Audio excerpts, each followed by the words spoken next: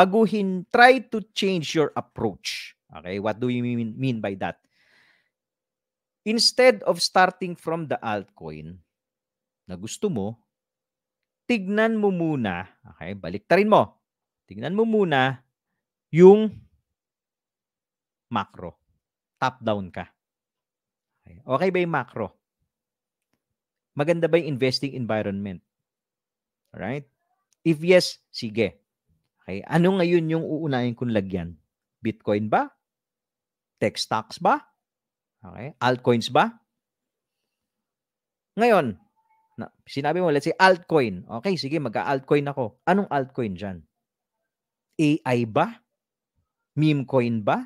DeFi ba? RWA ba? Right? Let's say, napili mo. Meme coin. Meme coin. Pepe ba? Doge ba?